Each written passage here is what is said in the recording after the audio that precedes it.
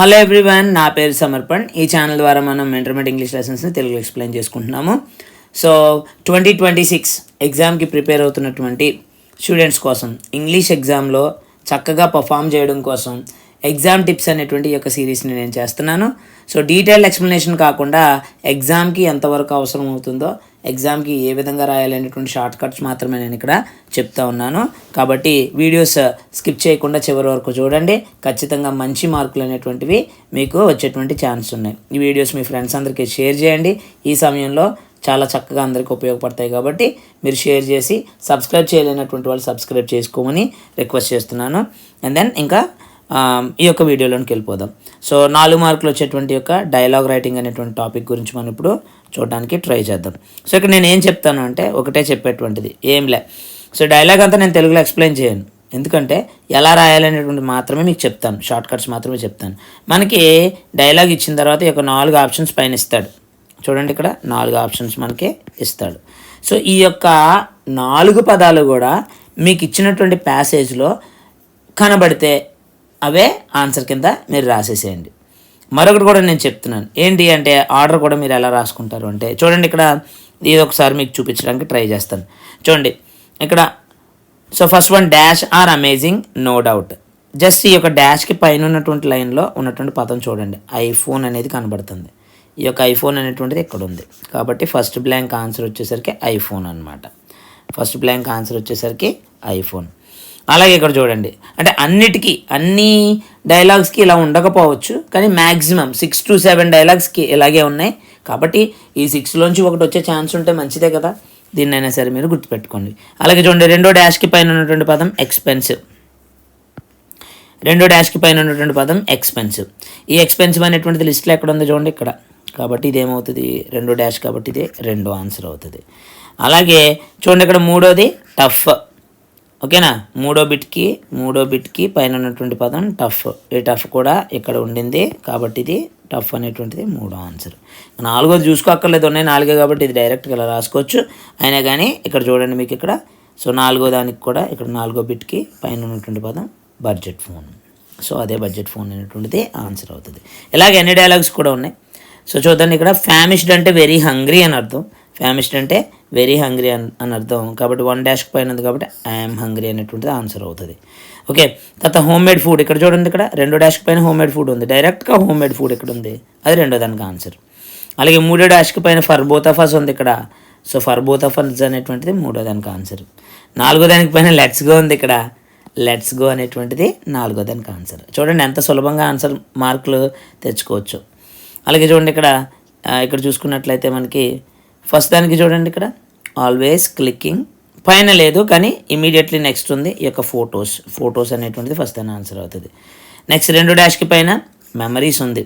ఈ యొక్క మెమరీస్ అనేటువంటిది 2వ డాష్ యొక్క ఆన్సర్ అవుతుంది. 3వ డాష్కి పైన హ్యావ్ సమ్ ఫన్. ఈ యొక్క హ్యావింగ్ ఫన్ అనేటువంటిది అవుతుంది. 4కి పైన సోషల్ మీడియా అనేటువంటిది 4వ దానికి ఆన్సర్ అవుతుంది. సో ఇది రాట్ లెర్నింగే, నాకు తెలిసింది. కానీ సంవత్సరం అంతా చదవకుండా ఇప్పుడు చూసేటువంటి వాళ్ళకి లైన్ టు లైన్ కాంటెక్స్ట్లో నుంచి బట్టి రాయాలి అని చెప్తే దానివల్ల ఏమీ ప్రయోజనం లేదు. ఇంకా ఫైనల్ మూమెంట్లో పరీక్షకు అపియర్ అవుతున్నటువంటి వాళ్ళకి ఇది ఉపయోగపడేటువంటి విధంగా మాత్రమే ఈ యొక్క వీడియో చేస్తున్నాను. And then next 4th dialogue చూద్దాం. చూడండి, దీంట్లో కొంచెం మనకి ఒకటి లేనప్పుడు ఏం చేస్తాము, 2వ డాష్లో చూసుకోండి. ఇలాంటి దానికి 2వ డాష్కి పైన షౌట్ ఉంది, ఈ యొక్క షౌట్ అనేటువంటి దాన్ని రాసేసుకుంటాం. అలాగే 3వ డాష్కి పైన నథింగ్ ఉంది, నథింగ్ అనేటువంటిది రెండో ఆన్సర్ అవుతుంది. 4వ దానికి పైన డీప్ బ్రెత్ ఉంది, డీప్ బ్రెత్ అనేటువంటిది 4వ దానికి ఆన్సర్ అవుతుంది. 2, 3, 4 ఆన్సర్లు వచ్చాయి కాబట్టి మిగిలిన పదం దేనికి సంబంధించింది అవుద్ది, 1కి సంబంధించినటువంటిది అవుతుంది. ఓకేనా, సో డూ యూ అనేటువంటిది ఇక్కడ ఆన్సర్ అవుతుంది అనమాట. Right, next. సో ఫస్ట్ డాష్కి పైన గ్రీడీ ఉంది, సో ఇక్కడ కూడా గ్రీడీ ఫస్ట్ దాని ఆన్సర్. సెకండ్ డాష్కి పైన ఉన్నటువంటి పదం పేరెంట్స్, సో సెకండ్ దానికి పదం అవర్ పేరెంట్స్. తర్వాత 3rd దానికి పైన ఎగ్జామ్ ఉంది, 3rd దానికి పైన ఎగ్జామ్, ఇది 3rd బిట్. 4th బ్లాంక్ పైన ఉన్నటువంటి పదం ఎవ్రీథింగ్ కాబట్టి 4th దాని ఆన్సర్ ఏమవుతుంది, ఎవ్రీథింగ్ అవుతుంది. అర్థమవుతుంది, నేను ప్రాసెస్ చెప్తున్నాను, చక్కగా చూసుకుని మంచి మార్కులు తెచ్చుకోండి. రైట్, నెక్స్ట్ ఈ యొక్క 6th డాక్టర్ గారిది మనకి కొంచెం ఇది వర్కౌట్ అవ్వట్లేదు. 2వ డాష్కి పైన కోల్డ్ అండ్ కాఫ్ ఉంది కాబట్టి 2వ డాష్కి కోల్డ్ అండ్ కాఫ్. కాబట్టి ప్లీజ్ టేక్ ఏ సీట్ అంటే ఇమీడియట్గా మనం ఏం చెప్తాము, థ్యాంక్ యూ చెప్తాం. కాబట్టి ఫస్ట్ డాష్కి వచ్చేసరికి ఫస్ట్ డాష్కి సంబంధించినటువంటిది థ్యాంక్ యూ అనమాట. అలాగే తర్వాత I have dash cold and cough, అది చూసేసాం ఇప్పుడే. Third one, these medicines are enough, ఇవి సాల్వ్ అంటే అప్పుడు ఏమని చెప్తున్నారు అక్కడ, అప్పుడు ఏం చెప్పచ్చు, దట్స్ వెరీ నైస్ అంటారు. దట్స్ వెరీ నైస్ అంటారు. అది మూడో దాని యొక్క ఆన్సర్ అనమాట. మూడో దాని యొక్క ఆన్సర్ దట్స్ వెరీ నైస్. ఇంకా మిగిలినటువంటిది how much is the fee అన్నారు. హౌ మచ్ అని ఎప్పుడైతే వచ్చిందో అక్కడ ఏం రాస్తాం, డబ్బులు రాస్తాం. డబ్బులు ఉన్నటువంటి డాష్ ఏది, 200 మాత్రమే. సో ఇది 4th వన్కి ఆన్సర్ అవుతుంది. అర్థమైందా? నెక్స్ట్ 7th వన్ కూడా చూసేద్దాం.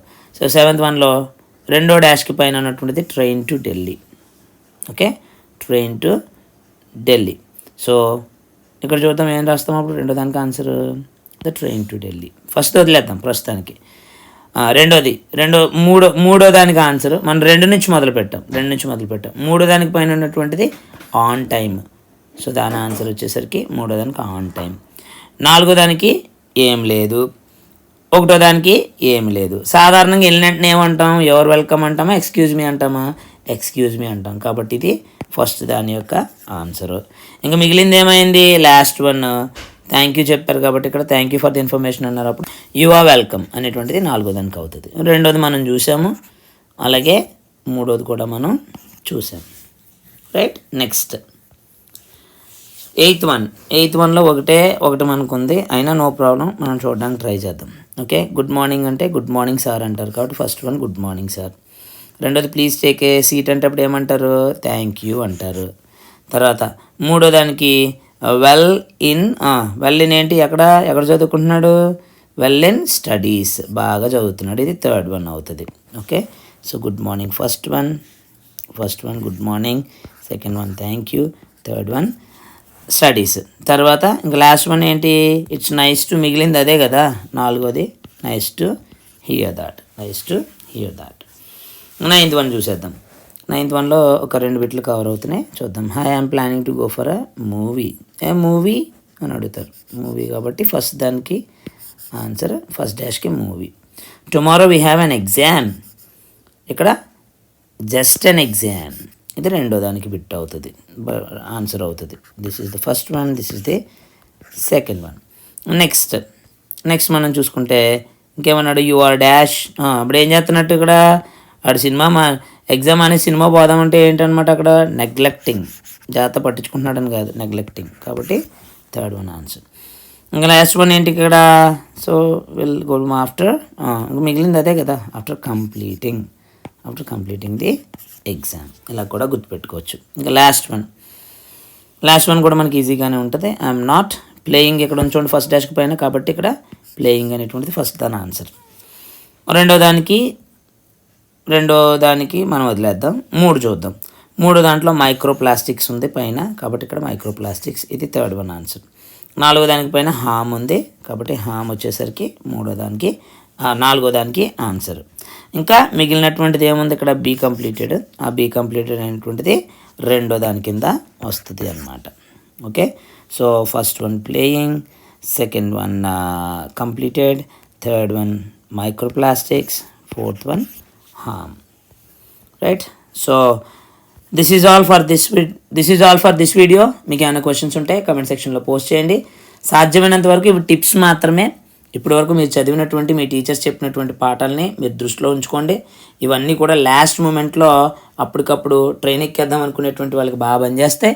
సో గుర్తుపెట్టుకోవడానికి ఒకవేళ మర్చిపోతున్నాం అనుకుంటే కానీ ఈ యొక్క వీడియోస్ బాగా పనిచేస్తాయి. Wish you all the best. బాగా ప్రిపేర్ అవ్వండి. వీడియోస్ని మీ ఫ్రెండ్స్ అందరికీ షేర్ చేయండి. Meet you in the next video.